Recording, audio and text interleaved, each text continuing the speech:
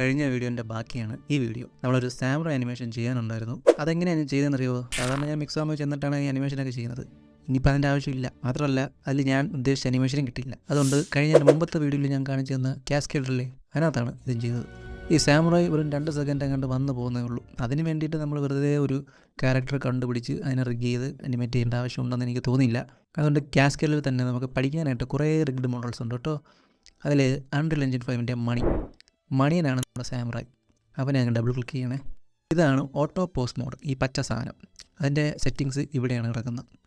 ഇതിനെ പ്രത്യേകത എന്ന് പറഞ്ഞാൽ ഈ കൈ ഇങ്ങനെ പൊക്കുമ്പോൾ തന്നെ 2 കൈ ഇങ്ങനെ പൊക്കി നിൽക്കും. പോസ് ചെയ്യാൻ വളരെ എളുപ്പമാണ്. അനിമേഷനിൽ പോസിങ് വളരെ ഇമ്പോർട്ടൻ്റ് ആണ്, ഞാൻ ഇടയ്ക്കിടയ്ക്ക് പറയുന്ന പോലെ തന്നെ. അതുപോലെ കുറേ അധികം റിഗ് മോഡുണ്ട്. ഈ ഓട്ടോ പോസ് മോഡ് എന്ന് പറയുന്നത് കുറച്ച് റഫാണ്. നമ്മൾ ഉദ്ദേശിക്കുന്ന രീതിയിൽ ചിലതൊന്നും വരില്ല. പക്ഷേ അത് കഴിഞ്ഞിട്ടൊരു പോയിൻറ്റ് കൺട്രോൾ മോഡുണ്ട് കേട്ടോ. അത് പ്രിസൈസാണ്. നമ്മൾ ഓരോന്നും ഇരുന്ന് അനക്കി കൊടുക്കുക. ചിലത് അനാട്ടോമിക്കലി ഇൻകറക്റ്റ് ആണെങ്കിലും നമുക്ക് ചെയ്യാം. അതാണ് പോയിൻറ്റ് കൺട്രോൾ മോഡ്. ഓട്ടോപോസ് മോഡിൽ അങ്ങനെയൊന്നും ചെയ്യാൻ പറ്റില്ല. ചിലതൊക്കെ ഓട്ടോപോസ് ചെയ്തുകൊള്ളുന്നതുകൊണ്ട് എന്തൊക്കെയാണ്. അത് കഴിഞ്ഞ് വരുന്നത് ബോക്സ് കൺട്രോളർ മോഡ്. അത് പ്രത്യേകിച്ചൊന്നുമില്ല, ഇതൊക്കെ തന്നെയാണ്, വേറെ പ്രത്യേകിച്ചൊന്നുമില്ല. നമുക്ക് ഓട്ടോപോസ് മോഡ് മതി. നമ്മൾ ആകെ വെറും 2 പോസ് കൊണ്ടാണ് ആനിമേഷൻ ചെയ്ത് തീർത്തത്. ആ 2 പോസ് ഏതൊക്കെയാണെന്ന് വെച്ചാൽ ചെയ്ത് കാണിച്ചു തരാം. ഞാൻ ചെയ്യുന്നതിന് മുന്നേ കീ ആഡ് ചെയ്യുന്നതിനുള്ളൊരു ഷോർട്ട് കീ എന്ന് പറയുന്നത് എൻ്റെ ഇവിടെ ഒരു സാധനം ഉണ്ട്. നമുക്കതൊന്നും വേണ്ട, നമുക്ക് ഷോർട്ട് കീ ആണ് വേണ്ടത്. F അടിച്ചാൽ നമുക്ക് കീ അടിക്കാം, Alt F അടിച്ചാൽ നമുക്ക് അതിനെ ഡിലീറ്റ് ചെയ്യാം. പിന്നെ കാസ്കേഡിൻ്റെ ഒരു വലിയ പ്രത്യേകതയാണ് അതിലെ ക്യാരക്ടറിനെല്ലാം ഓരോന്നിനും ഇൻഡിവിജ്വൽ റിഗ് ഉണ്ട്. അതിന് നമുക്ക് ഇൻഡിവിജ്വലി കീ ഫ്രെയിം ചെയ്ത് പോകാം. Head, arms, torso, pelvis, legs, fingers എല്ലാം ഉണ്ട്. ആംസിൽ തന്നെ ലെഫ്റ്റും റൈറ്റും ഉണ്ട്, ലെഗ്സിലും അതുപോലെ തന്നെ ഉണ്ട്. പിന്നെ ഫിംഗേഴ്സ് നോക്കുമ്പോൾ ഇവിടെ ഫിംഗേഴ്സ് ഇവിടെ കാണില്ല. ഫിംഗേഴ്സ് ഇവിടെ വന്നിട്ട് ഓട്ടോപോസിൻ്റെ അഡീഷണൽ ഓപ്ഷൻസിൽ ഒരു കൈയുടെ ചിഹ്നം കണ്ടില്ലേ, അത് എൻ്റർ ചെയ്താൽ ഫിംഗേഴ്സ് വരും. ഫിംഗേഴ്സിൽ ഇതും ഓട്ടോപോസാണ് കേട്ടോ. ഇത് നമ്മൾ ചെയ്ത് കഴിയുമ്പോൾ ഒരുമിച്ച് ഈ സാധനമൊക്കെ വരും. ഫിംഗേഴ്സ് കുറച്ചും കൂടി ആക്യുറേറ്റ് ആയിട്ട് കൺട്രോൾ ചെയ്യുന്നതിനായിട്ട് ഇവിടെ ഗ്ലോബൽ, ലോക്കൽ മോഡുണ്ട്. റൊട്ടേഷൻ മോഡാണ് എല്ലാത്തിലുള്ള പോലെ തന്നെ. ലോക്കലാക്കുമ്പോൾ അതിൻ്റെ ആംഗിളിലേക്ക് നമുക്ക് റൊട്ടേറ്റ് ചെയ്യാം. നമുക്ക് ആ പോസ് ഒന്ന് റെഡിയാക്കി നോക്കാം. ഞാനൊന്ന് സ്പീഡപ്പ് ചെയ്ത് ഫസ്റ്റ് പോസ് റെഡിയാക്കി തരാം. ഇത്ര അറിയാമെങ്കിൽ പിന്നെ പോസ് ചെയ്യാമല്ലോ.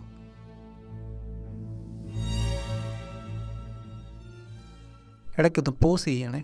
ഇതാണ് ഗ്ലോബൽ കൺട്രോൾ. ഇതിങ്ങനെ നീക്കുമ്പോൾ നമുക്ക് മൊത്തത്തിൽ നീക്കാം. പക്ഷേ ചില ജോയിൻറ്റ്സ് നമുക്ക് മൂവ് ചെയ്യേണ്ട എന്നുണ്ടെങ്കിൽ അത് എത്രയും സെലക്ട് ചെയ്യുക. കീബോർഡിലെ 6 പ്രസ് ചെയ്താൽ ലോക്കാകും. ഇനി നമ്മളത് മൂവ് ചെയ്ത് കഴിയാൽ നമുക്കത് മാത്രം അവിടെ നിർത്തി മൂവ് ചെയ്യാം. ഇത് ചില സമയത്ത് നമുക്ക് ഉപകരിക്കും. സോ ഗൈസ്, ഇതാണ് ഫസ്റ്റ് പോസ്. ഇത് വെട്ടുന്നതിന് ആകെ 1 സെക്കൻഡ് പോലും എടുക്കുന്നില്ല അല്ലേ. അപ്പോൾ അതൊരു 10 ഫ്രെയിംസ് മതി. 1 സെക്കൻഡ് എന്ന് പറയുമ്പോൾ 20, 24, 25 ഫ്രെയിംസേ വരത്തുള്ളൂ. നമുക്കൊരു 10-15 ഫ്രെയിംസ് 10 മതി. ഇവിടെ വന്നിട്ട് ഇത് മൊത്തം സെലക്ട് ചെയ്തിട്ട് F പ്രസ് ചെയ്യുക. കീ പ്രസ് ചെയ്തതിന് ശേഷം വേണം നമ്മൾ പോസ് ചെയ്യാൻ. ഇവിടെ പോസ് ചെയ്യാനായിട്ട് വേറെ പാടൊന്നുമില്ല. ഈ ഒരു കൈ എടുത്ത് അവിടെ കൊണ്ടങ്ങ് വെച്ചാൽ മതി.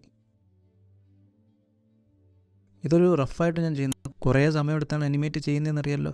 അത്രയും സമയം വേണമെങ്കിലും കുറേ സമയം നമ്മൾ കാസ്കേഡിലും ഇൻവെസ്റ്റ് ചെയ്യണം. കണ്ട് കൈ ഇങ്ങനെ ഇരിക്കുന്നില്ലേ, ഇത് മാറ്റാൻ എന്തെങ്കിലും അറിയുമോ? ഈ നീല എന്ന് പറയുന്നത് വൺസ് ഓട്ടോപോസ് ചെയ്ത് കഴിഞ്ഞാൽ പിന്നെ ലോക്കായി. തിരിച്ച് ഓട്ടോപോസിങ് മുകളിലേക്ക് കൊണ്ടുവരണമെങ്കിൽ അവിടെ വെച്ചിട്ട് ഇവിടെ വന്നിട്ട് ഈ ഒരു അൺലോക്ക് എന്ന് പറഞ്ഞൊരു ഓപ്ഷൻ ഉണ്ട് കേട്ടോ. അപ്ഡേറ്റ് അൺലോക്ക്, അതായത് തന്നെ ഷോർട്ട് കീ Shift-Z. പക്ഷേ Shift-Z ചെയ്യുമ്പോൾ മൊത്തത്തിൽ പോയി. അതല്ല വേണ്ടത്. കാരണം എന്താ ചെയ്യേണ്ടത്, ഇത് നമ്മുടെ ഹാൻഡിൻ്റെ കൺട്രോളാണ്. നമുക്കതല്ല വേണ്ട, ഈ 2 കൺട്രോളാണ് വേണ്ട. അപ്പോൾ ഇതിൽ വന്നിട്ട് ഡബിൾ ക്ലിക്ക് പ്രസ് ചെയ്യുമ്പോൾ അത് സെലക്ട് ആകും. എന്നിട്ട് Shift-C പ്രസ് ചെയ്യുക. ഇനി ഈ പോസ് ഒന്ന് നമ്മൾ പ്ലേ ചെയ്ത് നോക്കുക. കണ്ടോ, 2 ഇങ്ങനെ മാറി മാറി പ്ലേ ചെയ്യുന്നേ ഉള്ളൂ. ഇതിനാണ് നമ്മൾ ഇൻ ബിറ്റ്വീൻസ് ഒക്കെ ആഡ് ചെയ്യുന്നത്. മറ്റുള്ള അനിമേഷൻ സോഫ്റ്റ്വെയറിൽ ഗ്രാഫ് എഡിറ്റിംഗ് ഒക്കെ ഉണ്ട്. ഇതിലതൊന്നുമില്ല.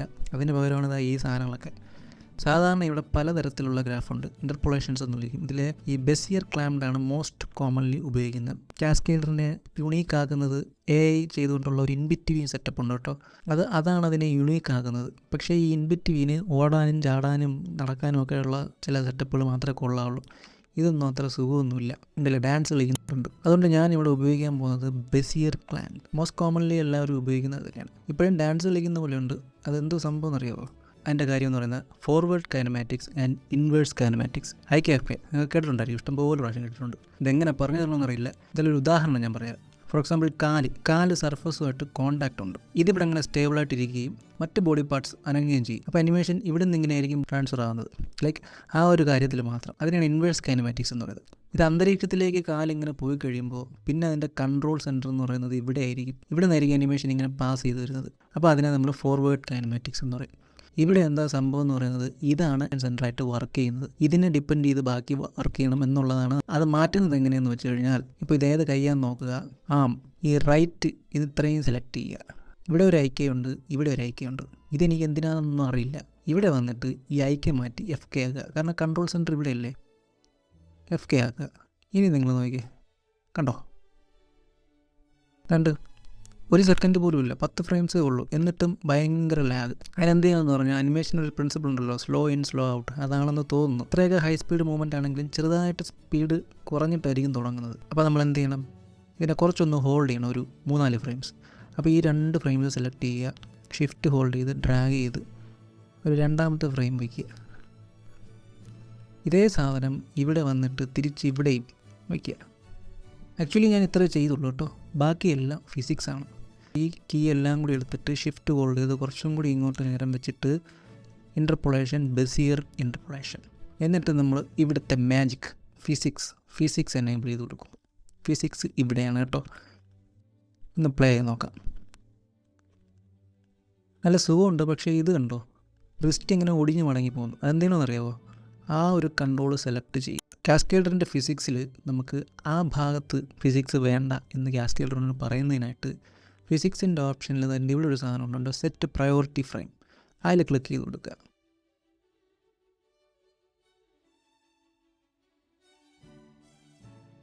ഇനി നമ്മൾ ഫിസിക്സ് ഒന്നുകൊണ്ട് പ്ലേ ആക്കാം. അപ്പോൾ സെറ്റായില്ലേ, ചെറിയ ജെർക്ക് മൂവ്മെൻ്റ് ഒക്കെ കിട്ടിയതുണ്ടാ.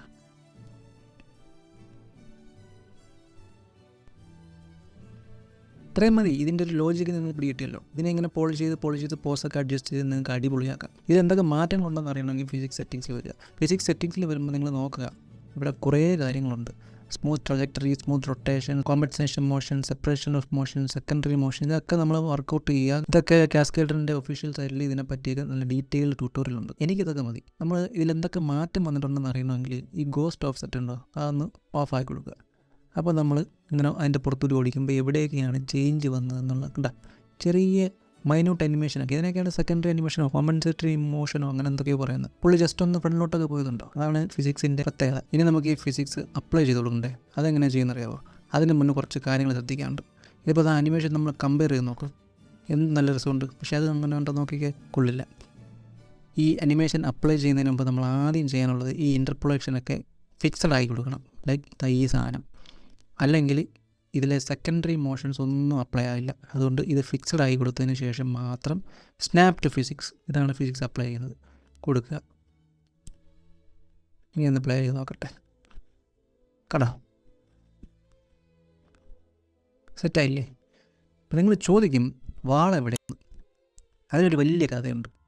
വാൾ നമ്മൾ ഇതിൽ കൊണ്ടുവന്ന് ഇമ്പോർട്ട് ചെയ്ത് ആ കായിൽ കൊണ്ടുവയ്ക്കാൻ പറ്റും, പക്ഷേ അത് ഒരു വിഷ്വൽ പ്രസൻറ്റേഷന് മാത്രം കൊള്ളാം. കാരണം എക്സ്പോർട്ട് ചെയ്യുമ്പോൾ ആ വാൾ വരില്ല. ആക്ച്വലി ഇതിൽ വാൾ എങ്ങനെയാണ് കൊണ്ടുവരേണ്ടതെന്ന് പറഞ്ഞാൽ റിഗ് ചെയ്യണം. വാളിന് റിഗ് കൊടുക്കണം, വാളിന് വെയിറ്റ് കൊടുക്കണം, എന്നിട്ട് ആ വാളിനെ വെപ്പണാക്കി ഇതിനകത്ത് അംഗീകരിക്കണം. ഒരുപാട് പ്രോസസ്സുണ്ട്.